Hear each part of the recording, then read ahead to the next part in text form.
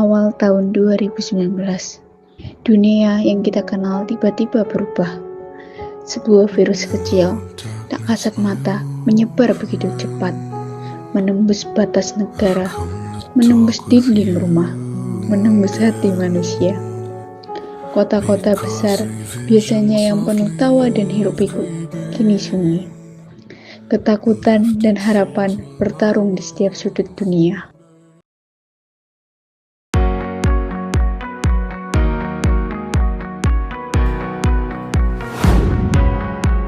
Kita harus waspada, virus ini sudah menyebar.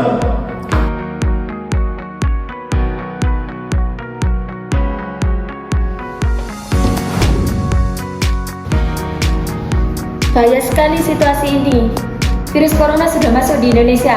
Saya berharap jangan sampai terlambat untuk menerapkan kebijakan. Segera terapkan protokol kesehatan. Dalam kondisi ini, kita harus saling bekerja sama untuk masyarakat. Kapan ya virus ini bisa berakhir? Semoga dengan adanya protokol kesehatan, virus ini bisa dicegah, terus juga bisa kembali menjalani hari seperti biasa.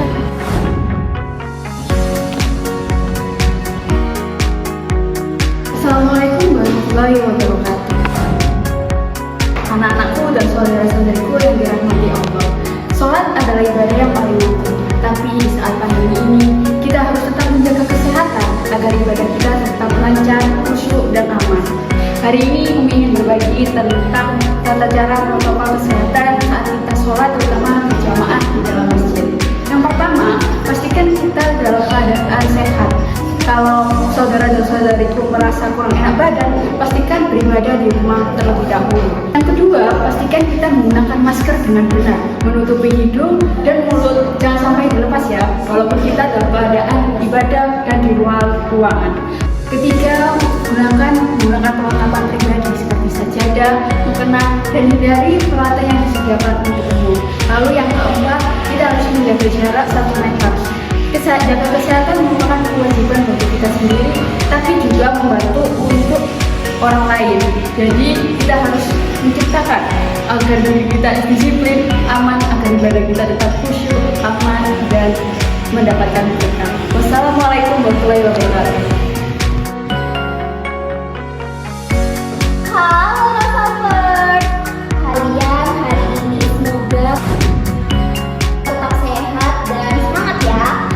Hari ini aku punya berita penting. Nah, apa tuh berita pentingnya? Jadi, ini mengenai protokol kesehatan COVID-19.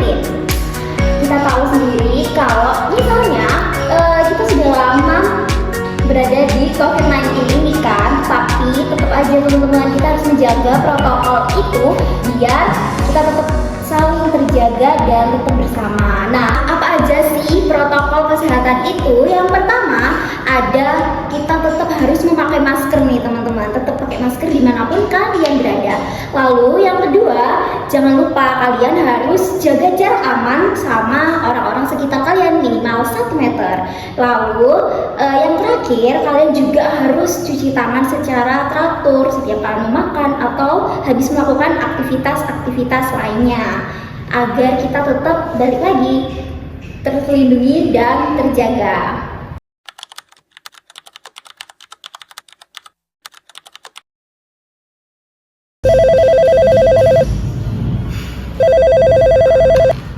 Siang Pak, vaksin Sinovac sudah ada Pak. Bagaimana kelanjutannya? Segera buat prosedur penyebaran vaksin COVID, Pak. Iya, segera. Jangan ditunda-tunda, saya akan minta Presiden untuk menyetujui. Akhirnya, yang kutunggu-tunggu sudah tiba. Harapan baru telah dimulai. Vaksin akan segera diluncurkan. Semoga virus corona cepat selesai. Hai Rosavers, hari ini aku punya kabar penting nih untuk kita semua dan sekaligus menggembirakan. Nah, apa sih kabar gembiranya? Kabar gembiranya kita di COVID-19 ini udah ada vaksin baru. Nah, vaksinnya apa? Vaksinnya adalah vaksin Sinovac yang kebetulan itu sangat terkenal dan sudah dipakai di seluruh negara. Nah, salah satunya itu dipakai di Indonesia. Nah, pantau terus ya perkembangan dari vaksin Sinovac ini. Assalamualaikum warahmatullahi wabarakatuh. Pada rapat ini saya izin menyampaikan, Ibu Ketua dan rekan-rekan Dewan yang saya hormati. Hari ini saya duduk bukan hanya sebagai wakil rakyat, tetapi juga suara jutaan dari masyarakat yang menunggu giliran divaksin. Kita semua tahu vaksin adalah harapan.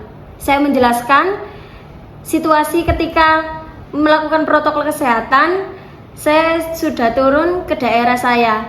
Saya melihat tenaga medis kewalahan, informasi tidak sampai ke warga, dan banyak yang masih percaya hanya karena hoaknya dan kurangnya sosialisasi. Kita tidak hanya butuh divaksin, kita butuh sistem yang cepat, adil, dan berpihak kepada rakyat kecil. Saya usulkan pemerintah memperkuat kerjasama di lintas sektor TNI, relawan, sampai RT RW semua harus dilibatkan. Kita punya tanggung jawab moral di sini. Ini soal nyawa.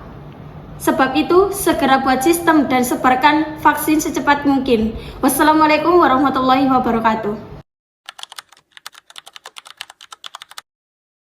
Survei menyebut, sebagian yang tidak mau divaksin tinggal di perkotaan dengan tingkat pendidikan terakhir SMP. Jika melihat penduduk Jawa Timur sebanyak 40 jutaan orang, maka 20,4% warga yang tidak mau divaksin ini berjumlah lebih dari 8 juta orang. Tetap tidak mau divaksin, maupun sampai yang 63 tahun bisa divaksin.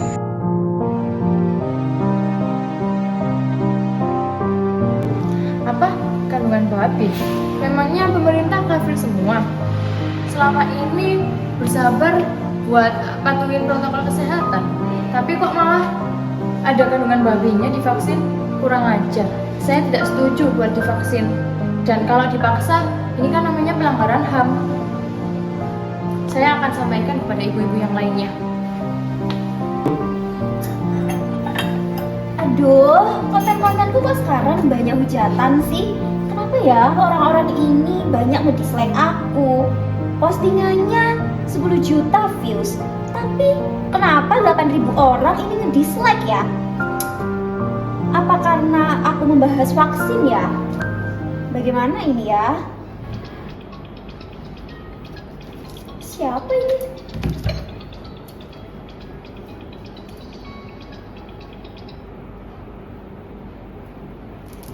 Halo, selamat sore. Rosa di sini. Selamat sore Mbak Rosa.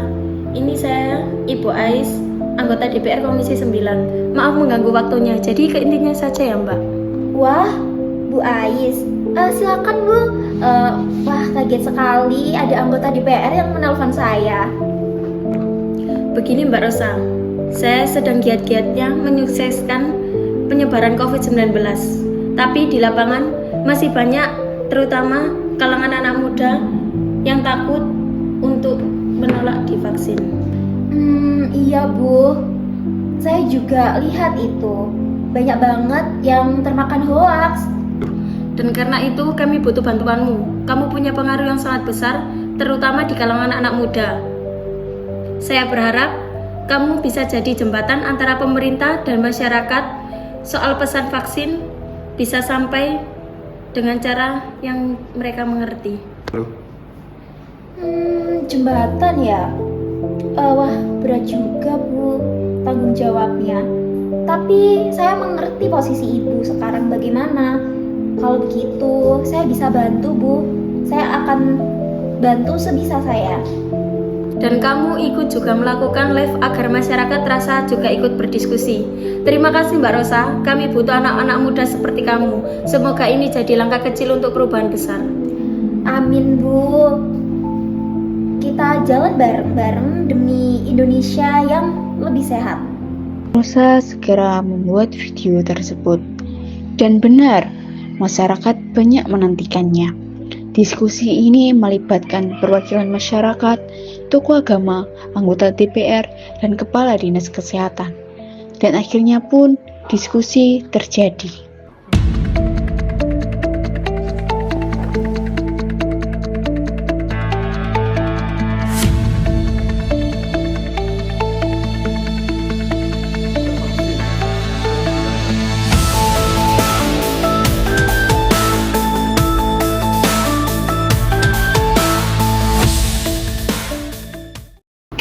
Assalamualaikum warahmatullahi wabarakatuh.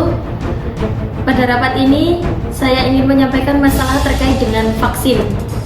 Terima kasih atas kedatangan Ibu Belva selaku perwakilan masyarakat. Langsung ke intinya saja, silakan Bu Belva. Terima kasih Bu Ais telah memberikan kesempatan kepada saya. Jujur, saya di sini mau bicara terus terang. Karena emang banyak masyarakat yang tidak mau divaksin, contohnya seperti saya, itu bukan karena nggak cinta kesehatan Bu, tapi karena kurang percaya dengan adanya vaksin yang ada. Karena kan pertama ini vaksin baru dan kita nggak tahu efek jangka panjangnya itu gimana. Terima kasih Bu Belva, ini suara yang sangat penting. Justru karena itulah kami hadir di hari ini sebagai DPR mendorong vaksin untuk berikhtiar bersama. Tapi kami juga tahu, kalau warga belum yakin, ya dijelaskan, bukan untuk dipaksa. Bu Belva, MUI itu sudah mengkajinya bahwa vaksin 19 itu sudah halal dan thayyib. Yang artinya apa? Yang artinya tidak hanya suci tapi juga baik. Nah, vaksin 19 itu kayak vaksin lainnya Ibu. Jadi kalau misalnya ada efek samping dari itu kayak efek vaksin lainnya Ibu, dan itu bisa disembuhkan. Tapi Bu Lina, gimana kalau vaksin ini membahayakan dalam jangka waktu panjang? Kita ini rakyat kecil Bu, nggak ngerti istilah medis. Gimana kalau kita dimanfaatkan? Saya paham Bu, apa yang Ibu khawatirkan. Namun yang Ibu perlu ketahui bahwasanya vaksin sudah melewati uji klinis tahap 1-3, bahkan diakui oleh BPOM dan WHO. Dan memang vaksin ini ada efek sampingnya, namun sangat tidak terasa, seperti pegal-pegal, demam, dan apabila ada kondisi yang mungkin lebih dari itu, bisa ditangani oleh puskesmas. Loh, jadi Bapak bisa jamin kalau vaksin itu aman? Apa jaminannya Pak? Kalau jaminan mutlak, tidak ada vaksin yang 100% tidak ada efeknya Bu Belva. Tetapi kami jamin vaksin yang disebarkan sudah sesuai standar internasional. Bahkan Bapak Jokowi orang pertama yang divaksin tidak ada efek pun sampai sekarang. Dan banyak orang lagi yang divaksin juga tidak ada sampai yang meninggal ataupun pisah-pisah. Itu banyaknya ya. Namun mungkin sedikit orang yang mengalami itu, dan itu bisa ditangani oleh puskesmas atau rumah sakit. Kita tidak bisa paksakan orang untuk langsung percaya, tapi tugas kita bersama, termasuk saya di DPR, adalah membuat warga merasa dilindungi, bukan untuk ditekan. Kita akan awasi terus prosesnya. Betul, dalam agama memang kita tidak bisa menolak ilmu dan ikhtiar medis Bu. Tapi kita harus juga menjaga diri kita sendiri, keluarga, dan tentunya masyarakat. Lalu gimana yang katanya ada kandungan babinya itu? Kan babi kan haram, gimana kalau masuk ke tubuh kita?